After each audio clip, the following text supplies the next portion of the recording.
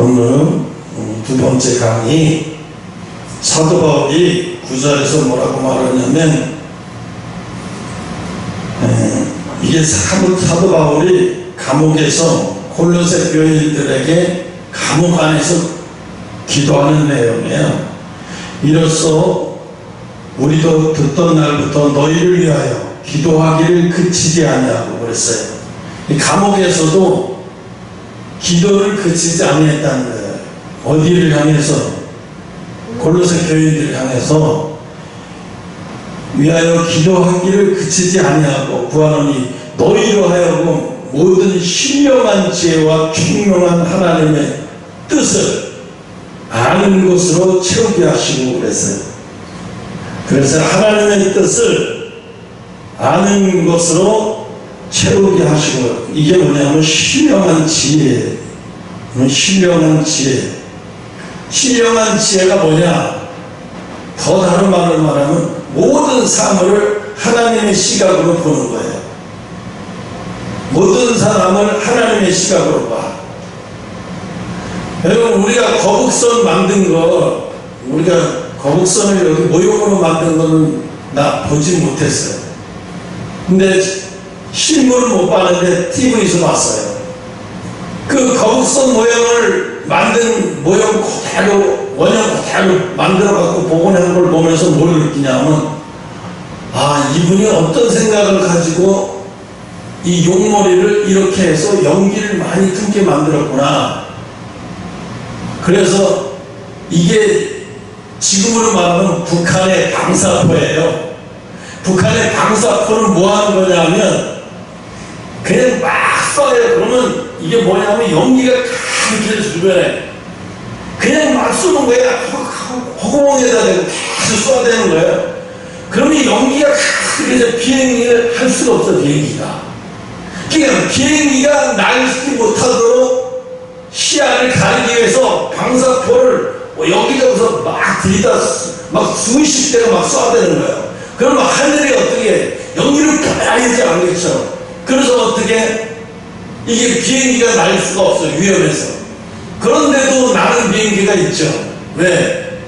이거는 모든 시스템, 컴퓨터 조종 시스템을 통해서 움직이기 때문에 앞에 뭐 아무리 방사포였고 연기가 가득해도 지금은 문제가 없어요. 그 정도는 아무것도 아니에요. 근데 그 당시에는 그게 거북선 입구에서 연기가 막 쫙 나가고 앞이 안 보여. 그럼 그 사람들 화살을 어떻게 쏴야 돼? 적군이. 그러니까 앞을 못 보고 막 정신없죠. 제대로 공격할 수가 없게. 그 뭘 보고 알 수가 있어? 아, 이분이 이런 시각을 이 당시에 가지고 계시고, 와, 어떻게 이 당시에 이런 머리를, 이런 생각을 하고 계셨지? 그러면서 그 거북선을 보면서 뭘 생각하냐면, 그때 당시에 1500년도에 와, 이분이 이런 생각을 하고 계셨네? 그러면서 거북선을 보면서 그 당시에 이순신 장군께서 어떤 생각을 하시면서 거북선을 만들었겠구나 하면서 1500년도에 그런 여행을 하고 있는 거나 마찬가지예요. 그래서 오늘 마찬가지로 하나님의 시각을 가져라. 하나님의 시각을 가져라. 여러분, 아무리 예수 잘 믿어도 그 사람이 하나님의 시각이 없다면 그 사람은 하나님의 사로잡힌 자가 아니에요. 왜 하나님의 시각을 가지고 있어야 되느냐? 지금은 너무 미혹의 시대이기 때문에 그래요. 왜냐하면 누가 봐도 교회를, 우리 교회가 교회 같아요? 사랑의 교회가 교회 같아요? 서초동에 있는 그 법원 앞에 있는 사랑의 교회가 교회 같지, 어디 이 건물에 있는 우리 3층에 있는 교회가 교회 같으냐고요. 왜 처음에 예수 믿는 사람이 교회에 오려고 하면 우리 교회 같은 데를 못 와요. 왜? 교회 같지 않아요. 이단 같아요. 사이 아니야. 이단 같아요. 오히려 그런 교회가 진짜로 정말로 진짜 교회 같아요. 그러니까 어떻게 해요? 아무것도 모르는 사람들은 그런 미혹에 빠지기 딱 좋은 거예요. 딱 좋은 거예요. 그러니까 어떻게 해요? 하나님이 그때 그랬어요. 마지막 때는 교회에 엄청난 역사들이 많이 일어나서 그냥 진짜로 교회가 정말로 교회만 들었으면 곧 하나님이 나올 것 같이 의리의리한 교회들이 많아요. 지금의 사랑의 교회 그 교회도 아니죠. 유럽에 가보면 그것도 비교가 안 되죠. 사랑의 교회는 유럽의 오래된 교회들에 비교하면 그건 또 비교가 안 돼요. 그 앞 천장에 보면 수놓은 거 보면 와, 어떻게 저거를 하나하나 깨뜨려서 저렇게 맞춰서 놨을까? 기가 막혀요. 너무 놀랄 자예요. 그런데 하나님은 뭐라 그래요? 하나님의 시각을 보면 그거 다 소용없어요. 그런 거 다 소용이 없는 거예요. 왜? 하나님은 외형을 보시는 분이 아니기 때문에 그러는 거예요. 사도 요한을 하나님이 부르신 이유가 뭘 것 같아요? 요한은 예수님이 십자가에 죽으실 때 다 도망갔어요, 제자들은. 그런데 마지막에 사도 요한이 제일 늦게까지 제자 중에서 제일 오래 살았고, 제일 나이도 어렸고 오래 살았고, 그 다음에 밤모섬에서 유배돼서 살았어요. 그죠? 근데 사도 바울을 예수님이 딱 볼 때 사도 바울이 뭘 보고 예수님이 사도 요한은 예수님이 뭘 보고 요한을 부르셨냐 하면 요한도 어부예요. 근데 요한이 뭘 하냐면 고기 잡는 일에는 별로 관심이 없어. 요한은 어부인데 그물을 찢어진 그물을 기어주는 일을 잘해요. 그래서 늘 앉아서 바닷가에 가서 고기 잡는 것보다는 앉아서 남의 그물을 찢어주고 기어주고 이어주고 이런 것에 오히려 더 그런 일을 더 많이 해요. 그래서 그물 찢어지거나 그물이 망가진 걸 다 요한한테 갖다 주면 요한은 앉아서 그것만 해요. 오히려 그게 더 나아요. 고기 잡는 것보다. 고기 잡는 일은 별로 소리질이 없는데 찢어진 그물을 잇고 앉아서 이런 거는 아주 꼼꼼하게 잘하거든요. 요한이. 그걸 보고 앉아서 그물을 잇는 요한을 보고 예수님이 요한을 부르셨어요. 무슨 사랑의 사도로 부르셨어요. 꼼꼼하고 자상하고 그냥 막 이렇게 하는 거고. 근데 반대로 베드로를 보고 부르실 때는 베드로를 뭘 보고 부르셨냐면 베드로가 막 근육은 막 이렇게 해가지고 얼굴에 새까맣게 타가지고 그걸 던지는 이런 걸 보면서 예수님이 아, 저자구나. 저자를 내가 제자 중에서 제일 아주 으뜸으로 불러야 되겠다. 그래서 베드로를 부른 이유가 뭐냐? 금을 던지는 걸 보고 부른 거예요. 왜? 뭐든지 과감하거든요. 과감하게 던지고 과감하거든요. 근데 사도 요한하고 베드로하고 성격이 어때요? 똑같은 어부인데 완전히 다르잖아요. 하나는 가만히 앉아서 꼼꼼하게 찢어진 그물을. 근데 베드로 보고 그 찢어진 그물을 가서 일하면 베드로는 차라리 안 해. 차라리 그물을 야 네가 이거 해주고 내가 돈 줄 테니까 네가 이거 해. 차라리 난 나가서 그물을 던지지 찢어진 그물 그거 못이. 성격이 이렇게 달라요. 그래서 사도 요한은 어떻게 그 그물을 던지는 모습을 보고 예수님은 부르셨어요. 또 반대로 사도 요한은 그물을 깃는 것을 보고 부르신 거예요. 그래서 나중에 어떻게 했어요? 사도 요한을 밤모섬으로 유배돼가지고 하늘의 것을 그대로 다 환상으로 보게 한 다음에 그걸 그대로 계시록에 옮겨 쓰게 만들었어요. 이게 꼼꼼하니까 자기가 본 것을 그대로 꼼꼼하게 기록을 기가 막히게 손하는 거예요. 그러니까 사도 요한이 요한계시록을 누구에게 맡겨야 되겠어요? 예수님 입장에서 볼 때는 베드로에게 맡기면 어떻게 했어요? 말 5마리가 뛰었다. 흑색말 저거 흑색말 그건 끝일 거야. 왜? 사도 요한처럼 꼼꼼하게는 안 써요. 근데 사도 요한은 그걸 보고서 꼼꼼하게 쓰니까 사도 요한이 적격인 거야. 그래서 사도 요한을 사랑의 사도로 해가지고 그래서 밤모섬에 유배돼서 환상을 보게 해서 막 늙어서 환상을 보게 한 다음에 그걸 꼼꼼하게 쓰게 만들었어요. 다 이유가 있는 거예요. 하나님이 우리 교회 안에서 아니 저 사람은 성품이 저래, 아니 이 사람은 이래 그런다고 그 사람을 나쁘게 평가할 건 없어요. 그냥 다 다른 거예요. 나쁜 건 없어요. 다른 거는 있어도 하나님 앞에 성품이 나쁜 성품은 없어요. 다른 성품은 있을 뿐이지 나쁜 성품은 없는 거예요. 그게 하나님이 다 다르게 쓰시는 거예요. 단지 나쁜 성품이 있다면 딱 하나, 가는 여자. 가는 여자는 예수님이 처음에 딱 가는 여자를 볼 때 뭘 느꼈냐면 저놈은 차라리 태어나지 않을게나. 왜? 너무 율법에 사로잡혀 있어요. 네, 너무 율법에 사로잡히면 뭐냐? 자기가 죄를 짓고도 자기를 용서 못해. 그래, 자기가 죄를 짓고 자기가 용서를 못하는 사람, 이런 사람이 있어요. 그러니까 어떻게? 내 가족을 내가 다 데려간다, 미안하다. 그리고 자기 자식들을 다 죽여. 어린아이까지, 어린아이 5살 먹은 애 죽이고, 중학생 죽이고, 고등학생 죽이고, 마누라 죽이고, 자기 죽였는데 신고받고 출동한 사람들이 나중에 아버지를 살렸어. 다른 사람들 가족을 다 죽이고. 당신은 왜 이렇게 했냐? 내 새끼들이니까 내가 나 파산해서 완전히 빚더미 혼자 있고 어마어마한 빚이 잘 나가던 사람인데, 근데 왜 그러냐? 다시 일어나면 되지 왜 그러냐니까. 다시 일어나면 가망 없어. 내가 빚지고 산 게 너무너무 많고 아무리 생각해도 갚을 있는 것도 없고, 그래서 아이들한테 피해 줄까봐 아이들한테 다 내가 데려간다. 유서를 써, 그렇게 써. 내가 다 데려간다. 미안하다. 가족들이. 이런 사람이 뭐예요? 자기가 자기를 용서 못하는 거예요. 그냥 자기만 죽으면 되는데 왜 자식과 아내까지 다 죽이냐고. 그 사람 성품이 어떤 사람이냐면 율법에 사로잡혀 있는 사람이에요.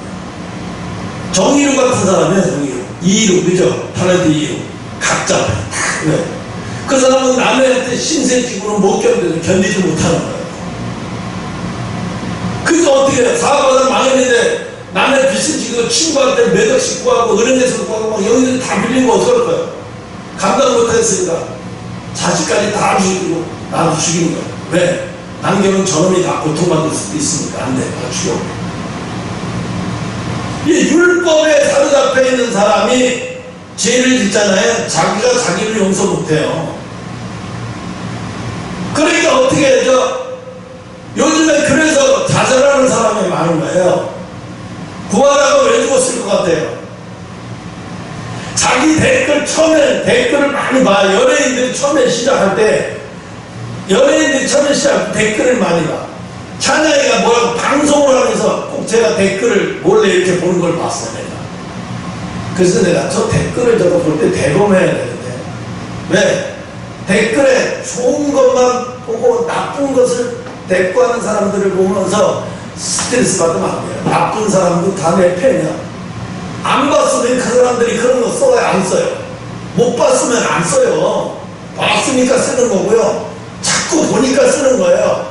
오늘 보고 다시는 안 들어올 사람 같으면 그냥 화도 나는데 또 들어와서 또 볼 사람이야. 그러니까 내버려 두는 거야. 그리고 뭘 봐? 나한테 좋은 말만 쓰는 사람 보는 거예요. 오늘은 좋은 말만 쓰는 사람도 어떤 사람들이 많은 좋은 말 쓰는지 그것만 계속 보는 거예요. 나쁜 건 읽을 필요도 없이 걸려서 좋은 거 보는 거예요. 그러니까 어떻게 해요?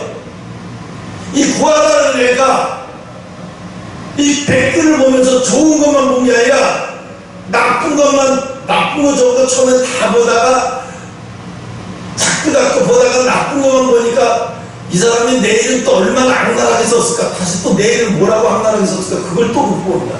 내일은 또 좋게 쓰는 게 아니라 또 나쁘게 써. 나쁘게 쓰는 놈은 계속 더 나쁘게 쓰는 거야, 계속. 그러다 보니까 자기가 어떻게 해? 자기도 모르게 그래, 내가 맞아. 나 같은 게 맞아. 그래. 우리 엄마 아빠 일찌감치 이혼하고 엄마가 우리를 버렸어. 그치, 나 같은 게고 좋은 게 있어. 남들은 그 자리에 못 올라가서 줄등살등 연습하면서 막 기를 쓰고 연습하는데 자기는 어린 나이에 벌써 정상에 올라가 있는데도 자기는 벌써 정상에 올라가서 벌써 죽을 궁리하고 있어. 나 같으면 죽어야 돼. 그리고 막 자기를 여자에다 자기를 학대하고 문신하고 학대하고, 그리고 이 남자 저 남자한테 막 쉽게 몸을 막 쉽게 허락하면서 막 기분 내키는 대로 행동해버리는 거야. 그러다 보니까 어떻게 돼? 자기가 이게 전파가 돼요. 아까도 얘기했잖아요. 마귀의 행동 전파가 되는 거야. 지금 이 사람은 글로 여기다 나쁜 걸 써놨지만 읽는 순간에 나한테 전파가 되는 거예요. 악한 영이. 내가 그거를 안 읽으면 전파가 안 되는데 읽으면 전파가 돼요. 내가 읽고 받아들이는 순간에 전파가 돼요. 내가 읽어도 그런 소리가 완전해. 그러고 말하면 되는데 읽고 그래 맞아. 그러면 그 순간에 나는 바이러스에 감염되는 거예요. 그러면서 어떻게 그래 나 같으면 죽으면 맞아. 죽어야 돼 맞아. 그래. 그래서 마음속에서 항상 죽어야지. 언제 죽을까? 그리고 나를 잡아요. 언제 죽을까? 타이밍을 잡는 거예요. 언제 죽을까? 그러다 타이밍을 잡았는데 타이밍이 딱이야. 그때 죽어버리는 거야. 근데 사람들은 그때 쇼크받아요. 제가 지금 잘 나가고 정말 좋은 시기인데 아무리 봐도 죽을 이유가 하나도 없는데 왜 죽지 갑자기? 회사에서도 놀라는 거야. 왜 죽지 제가 갑자기? 안 그래도 지금 안 풀리는 것까지 다 잘 풀리고 일본에서도 다 잘 풀리고 막 지금 막 돈만 들어오고 막 뛰는데 돈이 들어오는데 왜 죽지? 얘는 지금 돈이 문제가 아니거든요. 돈이 안 들어와서 죽으려고 하는 문제가 아니에요. 돈 문제가 아니에요. 지금 뭐가 문제예요? 마음의 문제예요. 마음의 문제를 해결 못하는 거예요. 내가 나를 정죄하는 거예요. 하나님이 제일 기뻐하지 않는 게 뭐냐면, 제일 나쁜 죄가 뭐냐면 증오예요. 증오. 남을 증오하는 거. 증오가 무슨 뜻인지 알아요? 정확하게? 모르죠? 증오 미워하는 건가? 이렇게 생각할 수도 있어요. 근데 증오는 미워하는 게 아니라 못마땅히 여기는 거예요. 아주 못마땅히. 그 사람이 뭘 하고 못마땅히 여기는 거예요. 아니 저 사람은 하나님이 세웠다는데 왜 이렇게 못마땅해? 아니 저 사람이 지금 대한민국 선지자로 하나님이 세웠다는데 왜 정강훈 목사를 그렇게 못마땅히 여겨? 정강훈 목사를 못마땅히 여기면서 그 사람이 그분이 하는 얘기를 다 가짜라고 얘기하고 말도 안 되는 자기 교회 붕시키려고 저짓한다고 얘기하면서 헛소리하는 사람들 많아요. 왜 그런지 아세요? 희귀 질투도 있지만요, 그 속에요 옹졸해. 증오를 아주 옹졸한 마음이에요. 못마땅히 여기는 거예요. 지가 뭔데? 지가 총신대 나왔어? 지가 연대 나왔어? 지가 대한신앙 나온 주제에, 대한신앙도 좋은 신앙이 아니거든요. 대한신앙 나온 주제에 뭐 대한신앙 나와서 뭐 어때서? 목사들 세계에서 대한신앙 나왔다고 얘기하니까 하찮게 여기는 거예요. 우습게 여기는 거예요.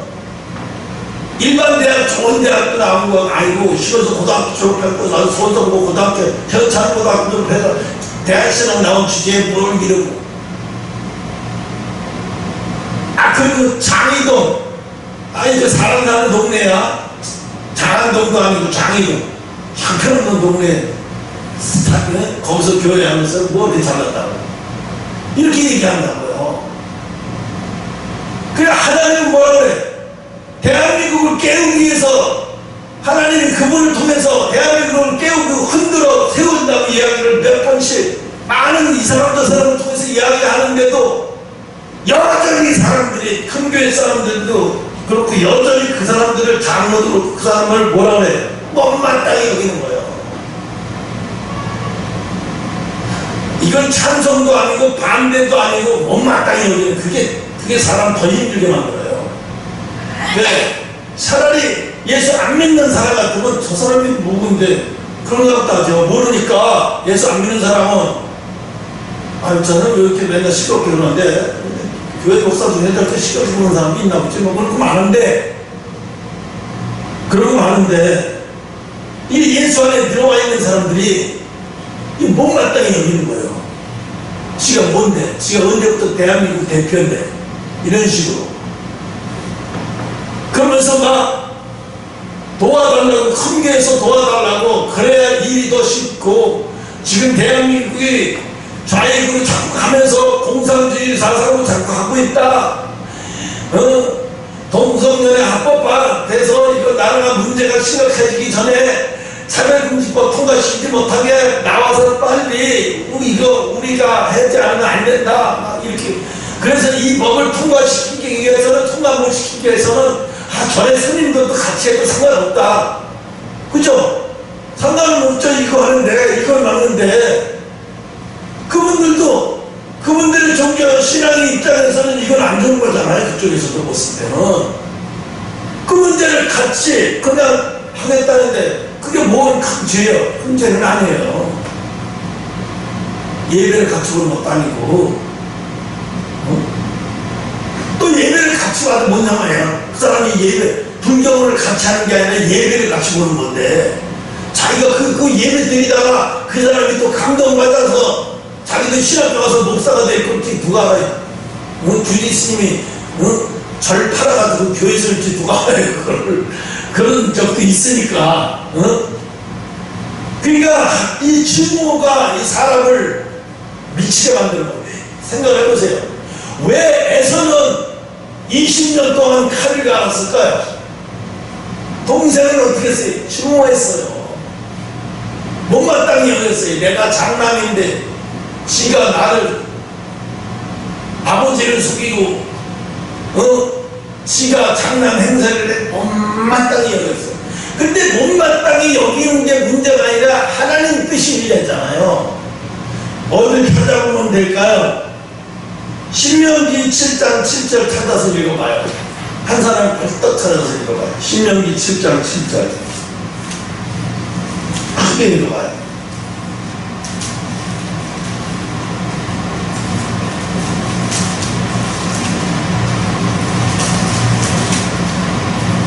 여기 있다. 여호와께서 너희를 기뻐하시고 너희를 택하심은 너희가 다른 민족보다 수요가 많기 때문이 아니니라. 너희는 오히려 모든 민족 중에 가장 적으니라. 그렇죠. 하나님이 이스라엘을 택한 이유가 이스라엘이 하나님을 잘 섬기고 이스라엘이 유별난 사가 아니야. 하나님을 택한 이유가 이스라엘이 다른 말로 말하면 가장 작대요. 가장 시원찮대요. 민족 중에서 가장 시원찮은 민족이래요. 이 세계 민족 중에서 하나님의 눈으로 볼 때 가장 시원찮은 민족이 이스라엘이에요. 그래서 선택한 거래요. 이유가. 그러니까 에서는 증오해야 돼야 말아야 돼요. 증오하면 안 돼요. 왜?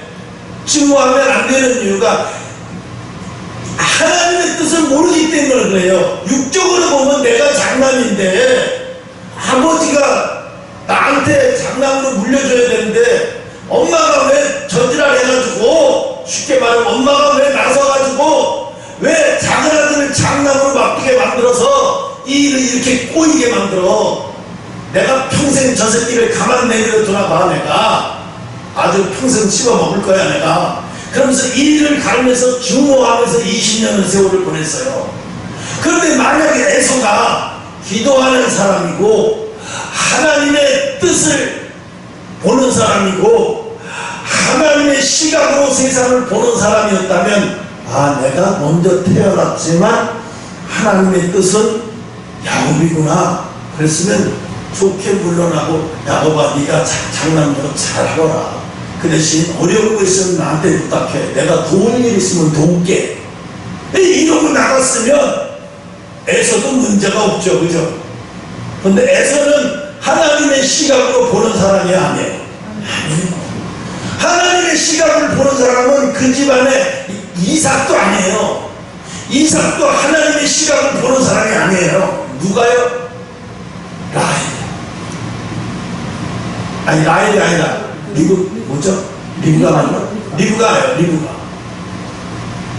그러니까 이 리브가는 아니 장남 둘 쌍둥이 중에서 장남이 분명히 에서인 줄 알면서 왜 작은 아들을 장남을 시키려고 저래. 근데 거기서는 아무 말 없어요. 리브가가 왜 그랬는 이유에 대해서 아무 말 없어요. 내가 리브가를 만나봤잖아요. 리브가를. 여러분 진짜 믿지 말아요. 그건 거짓말이야.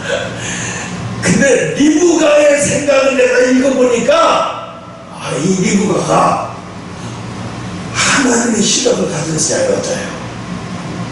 그래서 미리 하나님의 시각을 알고 하나님의 뜻을 미리 알고 에서를 야곱을 통해서 어떻게 장남을 만들어버린 거예요. 장자를 만들어버린 거예요. 왜?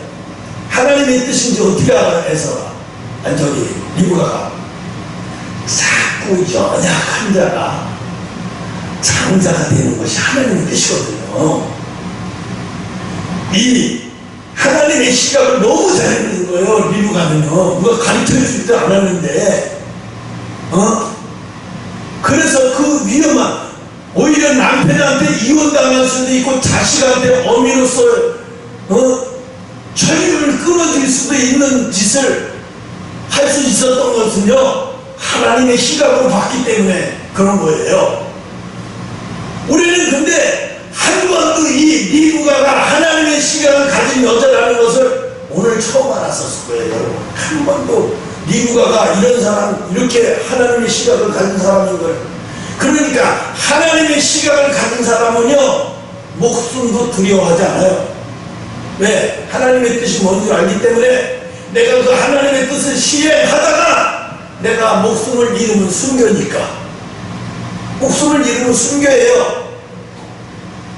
야곱도 하나님의 뜻을 이루다가 내가 형한테 목 잘려 죽으면 그것도 하나님의 뜻을 이루다가 죽는 거니까 순교예요. 그런데 하나님이 에서가 야곱이 죽게 내버려두진 않죠. 왜? 야곱을 통해서 하나님이 약속을 했거든요. 큰 민족을 이루겠다고요. 그런데 어떻게 넌 이스라엘이라 하지 야곱이라 하지 말고 이스라엘이라 하라. 내가 너를 통해서 큰 민족을 이루겠다고 했는데 나라를 이루겠다고 했는데 죽게 내버려 두시겠어요? 그럴 리가 없죠. 그러니까 어떻게 해요? 신령한 지혜가 뭐냐? 신령한 지혜가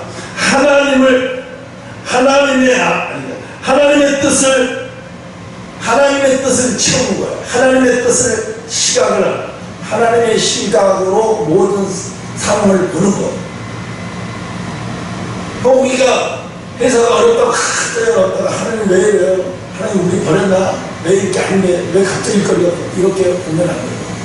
하나님의 시각을 찾으려고 해요. 하나님의 뜻은 뭘까? 하나님의 시각이 뭘까? 하나님의 뜻은 뭘까라고 생각을 해봐요. 늘 상황을 보지 말고 하나님의 뜻은 뭘까? 하나님의 우리에게 원하시는 게 뭘까? 나에게 원하시는 게 뭘까? 응? 그래서 어떻게 해야 돼요? 중보 기도를 굉장히 중요한 거예요. 왜 중보 기도를 중요하냐?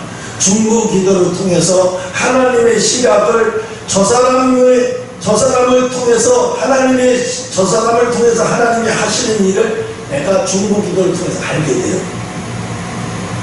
알아요? 무슨 얘기지? 엄청난 비밀을 알게 되는 거예요. 나는 별로 알고 싶은 생각 없이 그냥 기도하는데 저 사람을 위해서 기도하고 저 사람을 위해서 기도하고 나라와 민족을 위해서 기도하는데 하나님의 시각을 갑자기 보게 하니까 내가 알게 돼버리는 거예요. 엄청난 걸 알게 되는 거예요. 그런 순간에 그게 내가 하나님의 시각을 알게 되고 하나님의 뜻을 알게 되는 순간에 어떻게 돼? 이 세상이 작아 보여요. 그래서 어떻게 돼요? 궁금하면 기도하게 돼요. 하나님의 시각. 저 사람 내가 중보 기도를 통해서 하나님의 저 사람을 통해서 어떤 뜻을 갖고 계신지 중보 기도 해봐야 되겠다. 계속 기도하다 보면 하나님이 그 사람을 향한 뜻을 하나님은 알게 돼요. 자동으로. 그래서 여러분 뭐가 필요해? 반드시 중보기도, 기도를, 영적인 사람은 중보기도를 항상 해야 돼요. 기본이에요. 나는 제일 먼저 삼각산에 가서 제일 먼저 한 기도가 뭔지 알아요? 다로한 민족을 위해서 맨날 그것만 기도했어. 딴 기도 하나도 못했어. 못하게 해요. 목사님도 또 거기서 못하게 해요. 개인기도 뭐 개인기도 하면 내려가. 아예 내려가요. 개인기도 하면 내려가요. 그래서 못해 개인기도는 안 해. 그냥 오직 대한민국 나라와 민족, 이 민족이 하나님 복음을 쓰임받게 해주시고 어쩌고저쩌고.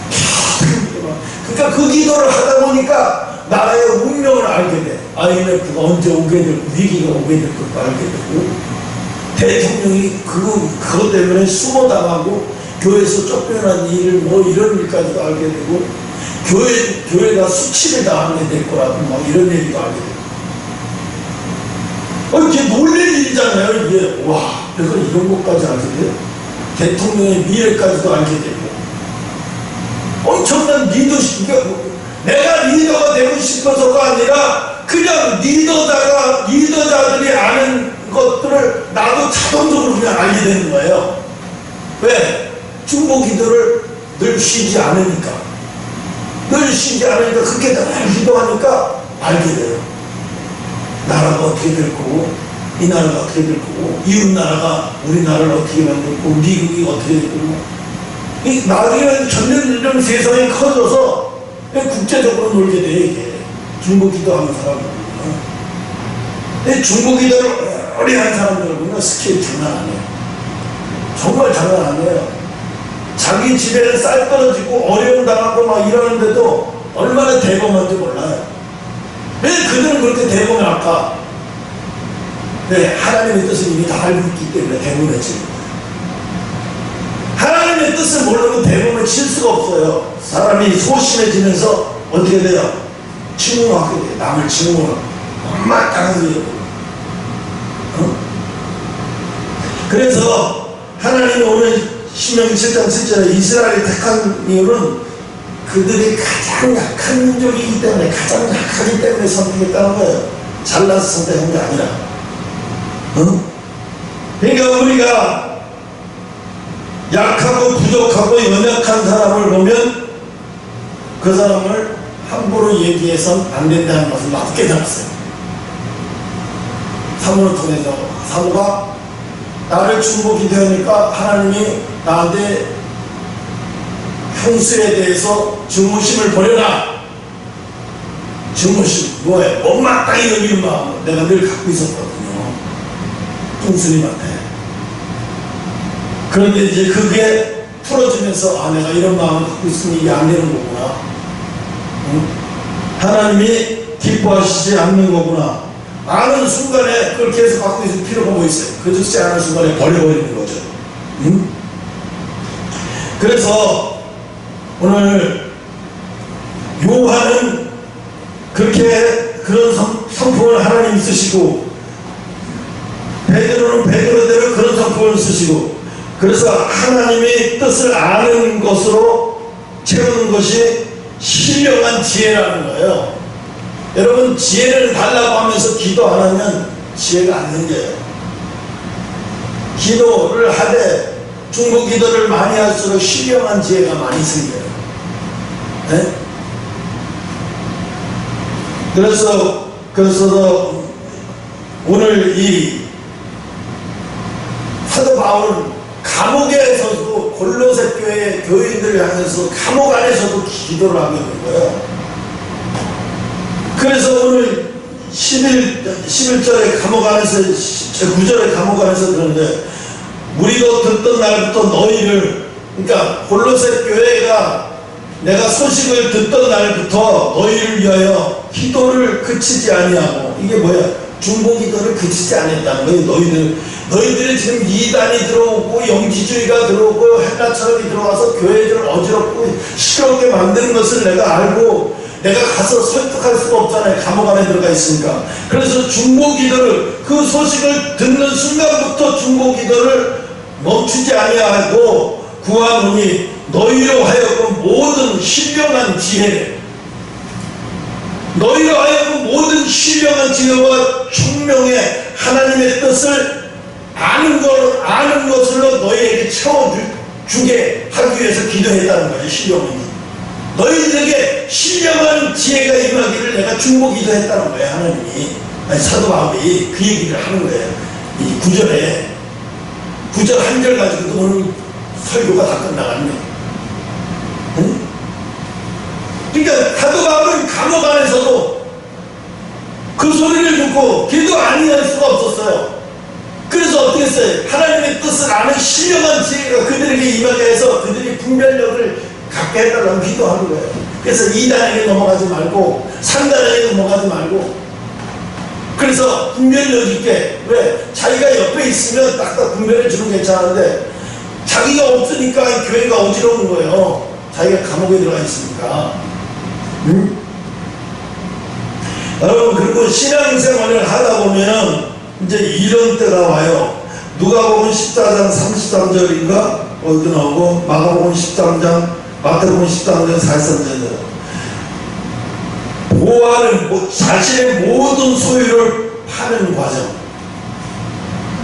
밭에 있는 보아를 발견하고 돌아가서 자기의 소유를 다 팔아가지고 와서 그 밭을 사죠. 그죠?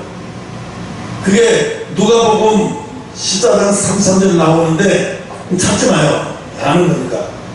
자신의 모든 소유를 파는 신앙생활을 하다 보면 이런 과정이 필요해요. 자기의 모든 것을 다 하나님 앞에 드리는 과정. 파는 과정이라는 얘기 뭐예요? 하나님께 모든 것을 다 내려놓는 거예요. 모든 것을 하나님 앞에 다, 모든 소유를 파는 과정.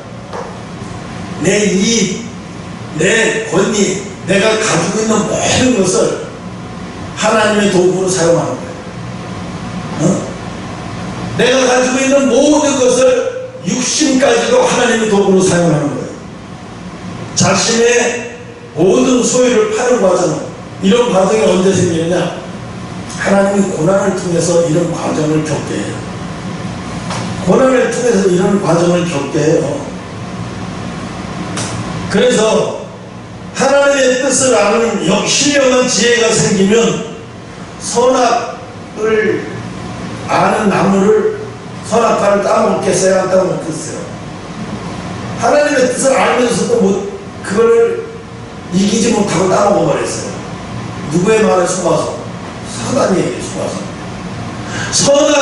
선악의 나무라는 것은 뭐가 선악을 따먹었다는 얘기 뭐예요? 정의가 무너졌다는 얘기예요.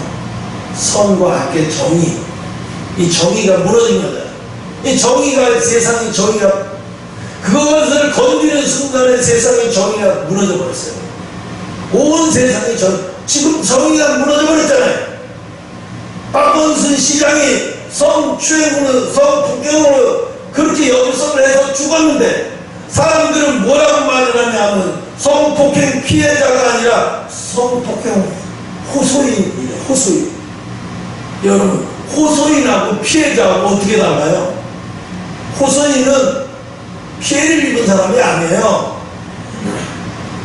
피해자라고 분명히 불러야죠.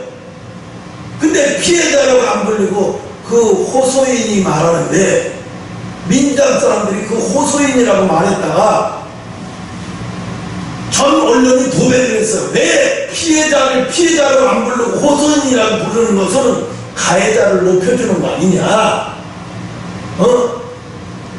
성폭행 가해자가 있는데 왜 그 사람을 호소인이라고 부르냐? 성폭행 피해자를 불러요. 그래서 정정보도 했잖아요. 이해찬 대표가 나와서 죄송합니다. 성폭행 호소인이 아니라 성폭행 피해자인데 피해자로 정정 보도하겠습니다. 성폭행 피해자로 우리 당에서 입장을 정리해.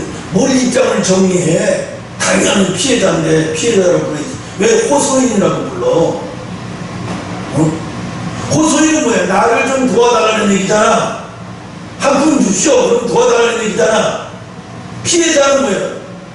나를, 내 원수를 갚아달라는 얘기잖아. 내가 이런 피해를 당했으니 이걸 갚아달라는 얘기잖아. 그런데 그 사람들은 호소인이라고 말해.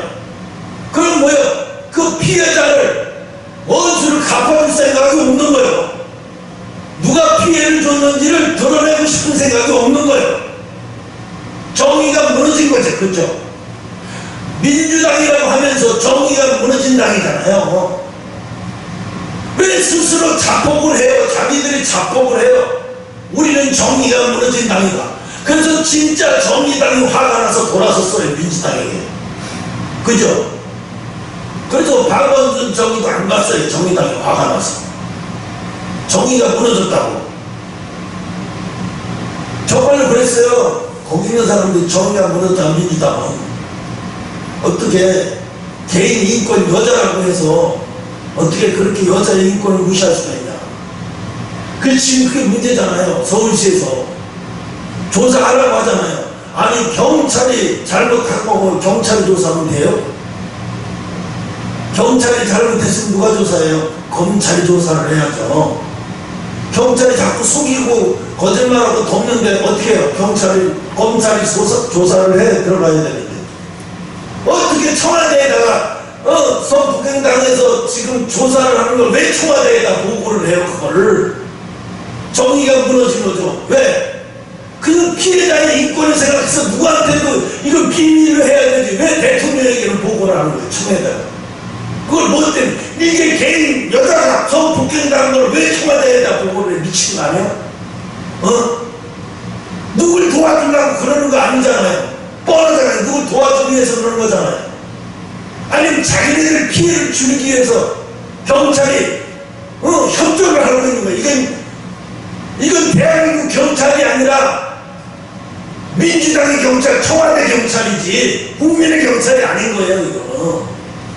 그러니까 지금 난리가 나고 대통령을 보면 신발장을 던져버리고 그런 일이 벌어지는 거예요. 그분은 신발장 던졌다고 열사라고 부르다고 신발장 열사. 응? 얼마나 답답하고 성질을 났으면 아니 생각을 여태 어떤 정권도 성폭행이 일어나고 청와대에다 보고해가지고 그런 거 없어요. 알았으면 즉시 잘라버리고 막 바로 죽이죠. 아주 전두환 대통령 때도 그러지 않았어요. 성폭행범을 도와주거나 감히 그러지 않았어요. 아주 죽여버렸지. 어디 지금 시대가 어느 시대인데 국민한테 이런 짓거리를 하냐고 막 난리 죽였지. 응? 그래서 하나님이 기도는요 다른 말로 또 이게 좋은 소리일 수도 있어요. 기도는 천국을 이 땅에 가져오는 행위다. 천국을 자기 마음속으로 끌어들이는 행위다. 이렇게 말하면 이래도 기도 안 하면 안 되죠. 이래도 기도 안 하면 안 돼요. 응? 마귀들이 역사하며 생기는 환경이 생기는 환경은 어떤 환경이냐? 우울 모드예요. 우울 모드. 그리고 우울 모드에다가 무슨 모드로 들어가냐? 율법 모드로 들어가요. 애가 용서받지 못한다. 용서받지 못한다. 왜 박원순 똑같은 성폭행을 해놓고 박원순이는 자살해 죽고 안희정이는 감옥을 갈까? 안희정이가 훨씬 난 사람이에요. 훨씬 난 사람이에요. 왜?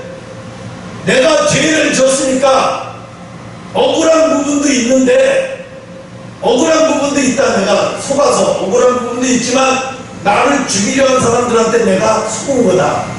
내가 성폭행한 것도 사실 인정하고 그러면서 자기가 지은 죄를 들어가서 달게 받겠지만 나와서 내가 가만히 있지는 않겠다.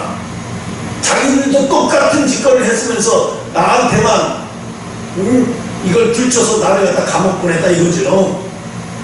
근데 내가 잘못한 건 사실이라고 얘기하잖아요. 정치적으로 내가 희생된 건 사실이다. 감옥에 들어갔다 나와서 보자 이거야. 이 사람들도 괜찮은 사람이야. 근데 여러분 고마워서 안녕 해놓고 가서 어린아이 죽듯이 뛰어내려서 죽었는지 어떻게 죽었는지 모르게 이게 말이 돼요? 이런 사람이 10년 동안은 서울시장을 하고 있었으니 얼마나 개판이에요. 서울시에서 뭐라 그래요? 서울시 직원들이 뭐라고 얘기하냐면 6층 사람들이래요. 6층에 서울시장 사무실이 있었나봐요. 그 6층에 특보들만 27명 있어서 7급 수준의 특보들만. 그러니까 박원순 시장이 자살해 죽자마자 어떻게 했어요? 27명 모조리 인사까지 다 잘라버렸어요. 임시직이니까 그 자리에 제일 먼저 잘라버렸어요. 그날 얼마나 화가 나는지. 그 사람들이 6층에서 서울시 직원들을 얼마나 마구잡이로 부려먹는지 말도 못해요. 그게 힘들어서 스트레스 받아서 죽은 사람도 있고요. 사표낸 사람도 있어요. 다시는 공부를 안 하는. 너무 지겨워서. 네, 서울시장이 한 명이 아니라 27명이야. 박원순이 가만히 앉아가지고 여기저기 가면서 기생처럼 얼굴만 내밀고 보고만 받고 걔네들이 다 해. 걔네들이 대신 시장이야? 지들이 다 하는 일이고. 그래서 그들은 뭐라고 그래? 6층 사람들. 그래서 커피 먹거나 밥 먹을 때도 그 사람들 피해 다녀요. 그 사람들 피해 다녀요. 6층 사람들은 이게 달라요. 차고 다니는데. 무슨 피해 다니고 걸릴까봐 조심하고. 그러니 그게 서울시가 아니야, 이거는. 박원순이 왕국이었지. 응? 말은 정의지만 정의가 죽어서 쓴 거예요. 정의가 10년 동안 정의가 죽은 거예요. 서울시 공무원들은 정말로 비참하게 10년 동안 공무원 생활 한 거예요. 응? 내가 생각해봐도 참 서울시에서 공무원 생활 한다면 좀 훌륭하다, 참 대단하다, 출세했다 그렇게 생각했을 텐데 본인들은 얼마나 힘들었겠어요. 10년 동안. 왜 이렇게 힘들어요? 정의가 무너진, 서울시청이 정의가 무너진 곳이거든요. 정의만 무너졌나? 생명나무를 따먹었어요. 그죠? 이거 생명나무를 따먹은 거예요. 말씀이 무너져요. 말씀을 살려야 영원히 살죠. 그죠? 근데 말씀이 죽으면 어떻게 해? 영이 아무리 살려도 살 수가 없어요. 말씀을 먹어야 영이 살거든요. 그런데 어떻게 해? 거기는 무슨 말을 해도 사람들이 신뢰가 안 가. 시장하고 밑에 직원들하고는 이미 신뢰가 안 가는 거예요. 저 자식 언제 그만두지? 저거 언제 떠나지? 미치겠네. 나 언제까지 여기 밑에서 공무원 생활해야 돼? 내가 이러려고 공무원 했나? 차라리 동사무소 직원들이 돌아온 거예요. 얼마나 고통스러웠겠어. 안 봐도 원하더라고. 얼마나 고통스러웠겠지. 그래서 여러분, 육적인 것에 분리되는 과정이 있어야 돼요. 지극히 육적인 것에 분리되는 과정이 뭐냐면 자기 자아가 죽는 거예요. 내 자아가 죽으면 어떤 현상이 일어나냐면 내가 똑같이 자동차 사고가 딱 일어나잖아요. 그러면 나는 내 아픈 건 안 보이고 남이 아픈 것부터 보여. 거기부터 벌써 뛰어가. 그리고 그 사람을 막 해서 태워서 이렇게 해서 보냈는데 나중에 자기 차에 탈락을 보니까 자기 살이 이만큼 찢어져서 뼈가 보이는 거야. 자기도 다친 줄 모르고 있던 거야. 왜? 그 아이가 어린아이였기 때문에 내가 아픈 건 문제가 아니라 제가 얼마나 크게 나서 그 돈을 낸 거야. 이게 자아가 무너진 거예요. 자아가 안 무너졌으면 아무리 어린아이라도 자기가 지고 붙은 거예요. 그래서 자기 거예요. 근데 자아가 무너진 사람은 안 그래요. 저 어린아이가 더 다칠까봐 그 아이부터 살리려고 하다가 자기가 죽을 수도 있는데도 덤벼들어요. 이게 자아가 무너진 사람이야. 생명을 소중하게 잡아요. 응? 일본에 유학 갔다가 그 젊은 학생이 술 취해서 지하철 선로에서 떨어진 사람을 구해놓고 자기 죽었잖아요. 그 사람이 일본에서 의인이라고 유명하잖아요. 나중에 알고 보니까 자국민도 아니고 한국 유학생이 그랬다는 거고 일본 사람들은 더 충격을 받았잖아요. 일본에서 무슨 저기 사람 보내갖고 와서 그 집에 와서 인사까지 하고 봤다고 얘기했는데, 그 친구 부모는 안타깝긴 하지만 자기 자식의 죽음에 대해서 너무 안타깝지만 남을 살리고 죽었다는 그 자식에 대한, 자식을 물론 죽어서 가슴에다 묻었지만 그 죽음이 너무 자랑스럽잖아요. 죽은 건 안타깝지만 늘 안타깝고 한 곳에 안타깝고 마음 한 곳에 있지만 또 자랑스러운 게 너무 뿌듯한 거예요. 어? 내가 키운 자식이 그 짧은 인생을 마치고 이렇게 키웠지만 오늘 이렇게 훌륭한 일을 하고 죽었어. 응? 예수 믿는 사람은요, 아니 그런 사람은 예수 믿는 사람이 없더라고. 그렇게 죽는 사람은. 여기도 뚝방에서 장미 터널이 가면은 거기에 산 끝에 거기에 뭐가 있냐면 이름 모를 순국비가 있어요. 그 갯전에서 쓸려가는 사람 하나 구하고 자기가 대신 죽었대. 그 사람 이름을 거기다 적어놨어. 몇 년생인지 모르겠어요. 젊은 사람이라고 얘기하더라고요. 그래서 하나님이 매일매일 우리는, 하나님은 정결한 데 계시지, 하나님은 성결하고 정결한 데 계시지 이 더러운 데 계시는 하나님이 아니에요. 그러니까 우리가 더러워지면 하나님이 성령이 내 속에 계시려고 해도 계실 수가 없는 거예요. 그래서 심령과 육체 사이에 뿌리박은 이 죄성을 없애버려야 돼요. 성령과 심령과 육체 사이에 이 뿌리박은 죄성, 영에 속해 있으면 죄성을 제거되는 작업이 들어가요. 그 작업이 뭐냐면 고난이라는 작업이에요. 그래서 하나님이 그랬어요. 고난을, 너에게 고난이 닥쳤느냐? 기뻐하라. 기뻐하래요.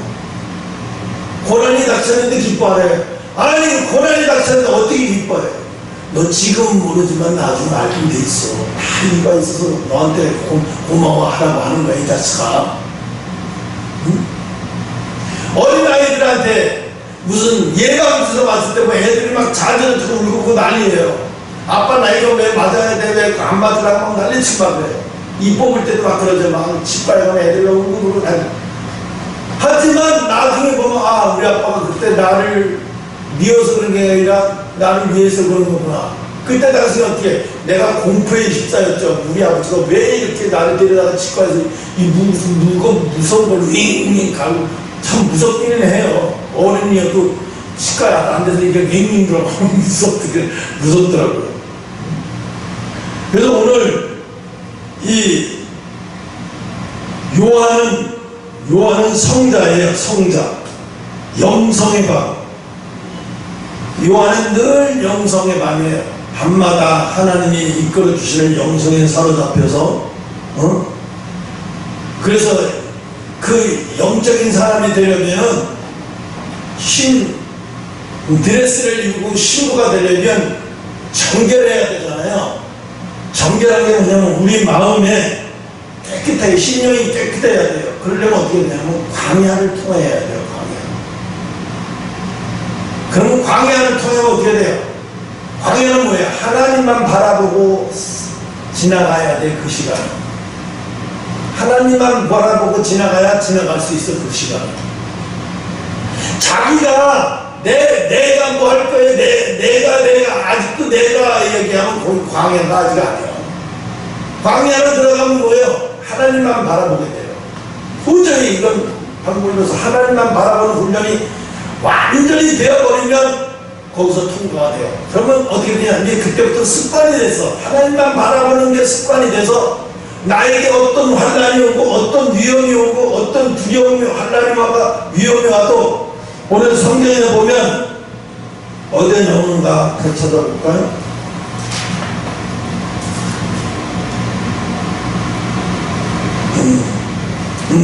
시편 23편 4절 한번 찾아서 읽어봐요.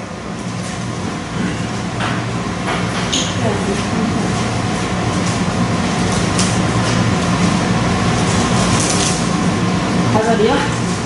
4절. 내가 사망의 음침한 골짜기로 달릴지라도 해를 두려워하지 않는 것은 주께서 나와 함께 하심이라. 주의 지팡이가 주의 지팡이 어때기가 나를 아니하시나이다. 네, 사망의 음침한 골짜기를 다닐지라도 내 환경이 완전히 두려움에 사로잡히고 밑바닥에서 허우적거리고 이렇게 고통스러울지라도 내가 두려워하지 않는 것은 주님이 나와 함께 하시니라. 주님이 나와 함께 하고 있는 걸 내가 믿기 때문이라는 거예요. 다윗이 왜 하나님 앞에 너는 내 친구라고 얘기해? 어떠한 환경에서도 다윗은 흔들리지 않아. 왜? 하나님이 나와 함께 하고 있다는 것을, 환경이 어려워졌다고 하나님이 버렸다고 믿음이 흔들리는 적이 없어요. 다윗은 흔들리지 않아요. 아무리 부채한 환경이 와도 흔들리지 않아요. 그 흔들리지 않은 이유는 하나님이 나와 함께하고 있어. 야, 하나님이 너와 함께하고 있으면 어떻게 지금 이런 환경이 올 수 있어? 올 수 있어.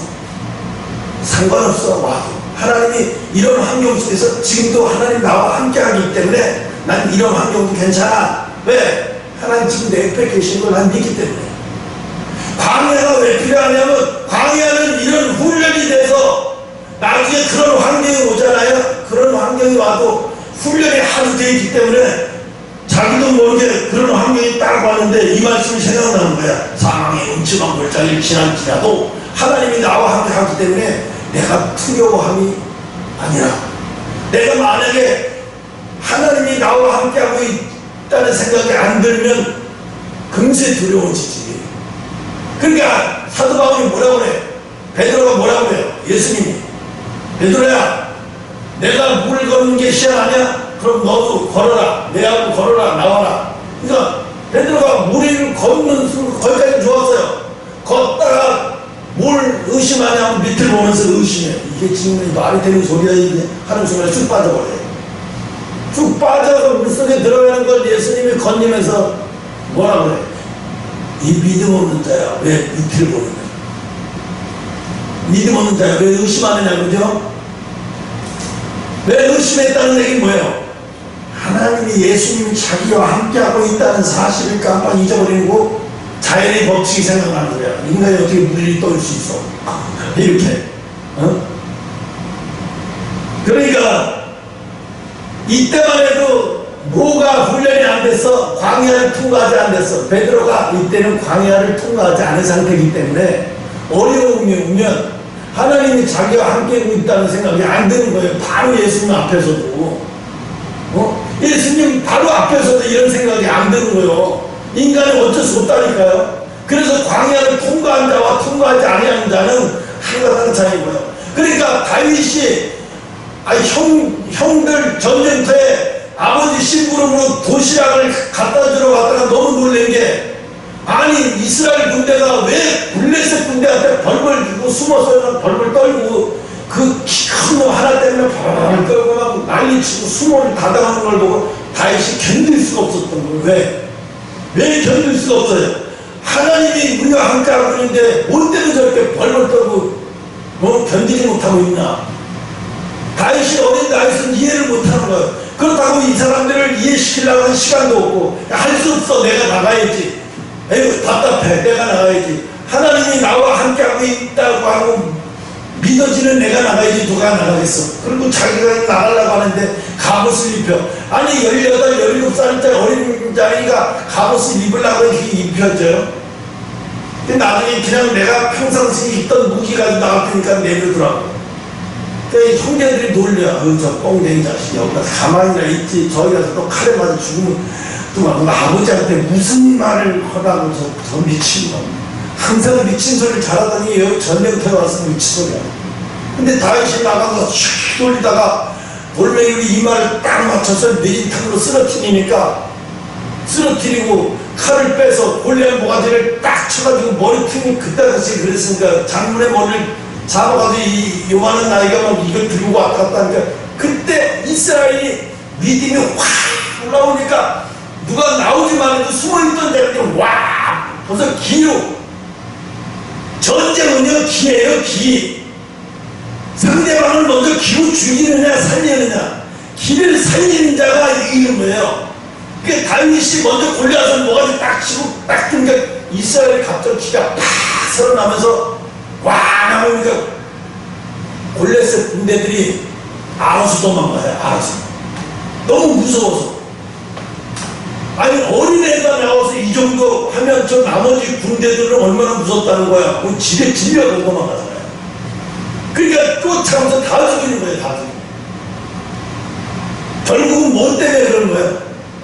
요말 한숨한만 시편 23장 4절처럼 전쟁의 음침한 골짜기에서 지금 허공을 외치고 지금 완전히 당하고 있는데 주님이 나와 함께하고 있다고 생각이 들으느니 한 놈도 없는 거예요. 이스라엘 군대에 한 놈만 있어도 이기잖아요. 그죠? 한 놈만 있어도 이기는데 한 놈이 없었는데 막 지금 그때 하나님이 나와 함께하고 있는 것은 믿는 자가 믿음 있는 자가 다윗이라는 자가 하나밖에 없어. 그게 지금 오고 있어.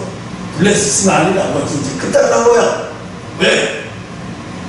하나님이 자기와 함께하고 있다는 것은 어떤 불 속에 들어가서도 믿는 자가 있는데 이런 자가 지금 오고 있는데 뭐 끝난 거지 뭐 전쟁은.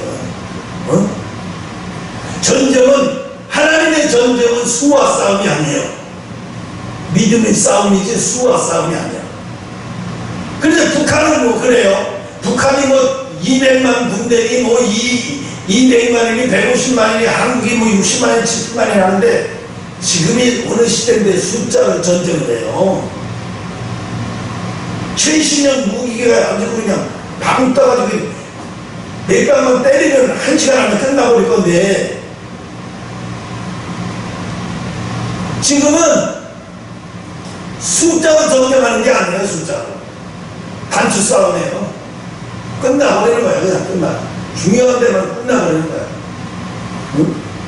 마찬가지예요. 하나님이 생명은 어떠한 경우에도 살리라고 명령하셨어요. 생명은.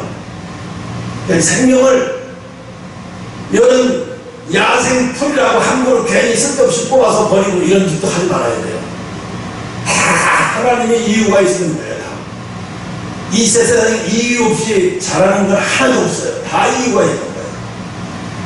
그러니까 고기도 함부로 잡아서 먹고 넘칠 정도로 잡아서 먹고 버리고 이러면 안 돼요. 먹을 만치만 잡아서 먹고 나머지는 살려주고 해야 돼요. 필요 이상으로 잡아서 막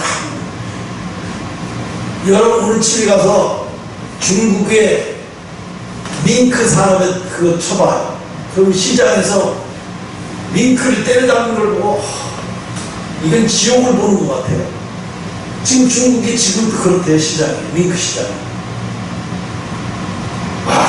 아무리 동물이지만 저렇게 학대를 하니 천벌을 받지.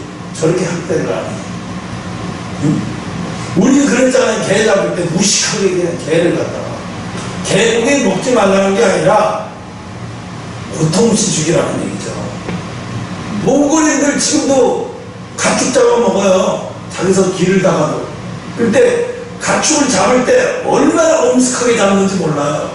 가축 염소를 잡아가지고 오늘 염소고기를 해 먹어야 되겠다. 손님이 왔어. 그럼 염소를 한번 잡잖아요. 그럼 염소뿔을 잡고 기도해요. 기도한 다음에 목을 딱 따고 피를 딱 받은 다음에 피를 이렇게 하늘에다 뿌리면서 감사합니다 외쳐요. 그리고 이 짐승이 영원히 있지만 잘 가게 해주시옵소서. 그건 미신이지만 그 사람들이 마음에 경건해요. 왜? 짐승의 이 생명을 함부로 하나 오늘 생명을 잡는 거에 대해서 화를 당하지 않게 해달라고. 그래서 비는 거예요. 왜 한국인 PD가 왔다고 그 염소를 잡는데 그렇게 하는 걸 보고 그 PD도 같이 이렇게 해주더라고요. 그래서 왜 이렇게 합니까? 그냥 동물에 대한 예의야. 우리가 아무리 동물을 막 잡아서 이렇게 먹지만 그 막 잡아서 먹는 게 아니다. 사냥도 막 그렇게 하는 게 아니다. 예의가 있는 거다. 하나님은 그걸 뭐라 하시냐, 함부로 잡는 거하고 예의 있게 잡는 거하고 달라요. 그래서 하나님이 그러죠. 모든 짐승을 잡을 때 피채 먹지 말라고 하는 이유가 뭐야? 피채 먹으면 그 그 짐승의 고통스러운 저주가 피를 먹은 너에게도 다 들어가는 거야. 그래서 피를 먹으면 안 돼. 짐승의 피 먹으면 안 돼. 큰일 나. 근데 옛날 무당들 있죠. 짐승 같은 거, 참 어린 송아지 같은 사람 피를 제일 먼저 하고 피를 마시고. 그러니까 완전히 귀신 넣으면 귀신. 피를 잡고 피를 몸에다 뿌리고 막 이러고 별짓을 다 해. 그래서 예수 믿는 사람들 중에서 지속적으로 고통이 오면은 지속적으로 고통이 계속 오고 고통이 끝날 기미가 안 보이잖아요. 그러면 나중에 가서 어떤 생각을 하나? 하나님을 의심하기 시작해요. 하나님을 의심하기 시작할 때 마귀가 역사해요. 그럴 때 끝까지 고기가 마지노선이에요. 고기선을 이겨버리면 승리해요. 근데 만약에 그 마지노선에서 져버리면 게임 끝이에요. 그 마지노선에서 이겨야 돼요. 그러니까 하나님은 지속적으로 인류가 고통을 주게 하셔서 자아를 죽게 만들고 더러운 것을 다 쏟아내게 만드는 기간이 바로 그 고통의 기간이에요. 응? 그래서 우리는 거듭난 사람이라는 게 여러분 하면서 막 고운 맛이 쓰고 막 사랑의 맛이 쓰고 이런 사람이 거듭난 사람이 아니에요. 모든 사물을 보면서 하나님의 시각으로 보고 거기서 하나님의 뜻을 알고 하나님의 뜻을 알 정도로 되고 시각으로 보고 이건 거의 하나님이 볼 때 거의 하나님의 백성이요, 하나님의 신부요. 이 정도 되면 이 정도 되면 하나님이 조언을 해도 괜찮아요. 마지막 때는요, 교회의 신부는요, 하나님의 신부는 이런 사람들의 수준까지 가야 돼요. 이런 사람들의 수준까지 가야 들림받죠. 이런 사람들의 수준까지 가지 못하면 절대 들림받지 못해요. 나중에 환란을 또 통과해야 돼요. 그 환란 통과란 고통. 그러니까 한 번에 지금의 환란 통과해서 깨끗하게 환란 통과해서 하나님이 나팔 불 때 들림받아야 되죠. 그죠? 168장 우리 한번 불러봅시다. 하나님이 나팔 불 때.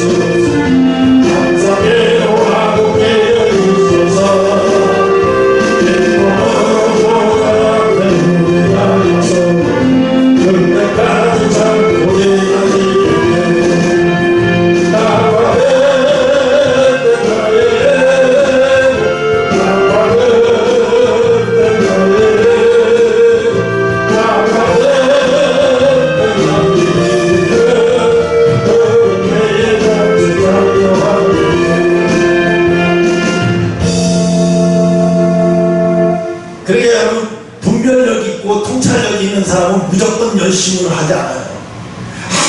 무조건 열심히고 새벽 기도 나오고 낮에 기도 나오고 구역에도 나오고 이게 엄청나게 열심으로 하는데 이게 열심으로 하고는 있지만 이런 사람들은 위험한 게 뭐냐? 열심히 하고 있다가 이단에 빠져요. 분별력 없이 열심으로, 하나님은 열심으로 하라고 했지 않았어요. 하나님의 뜻대로 하라고 그랬지 언제 열심히 하라고 그랬어요?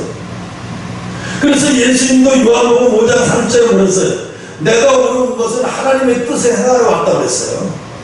그분의 뜻을 행하러 오셨다고 그랬어요.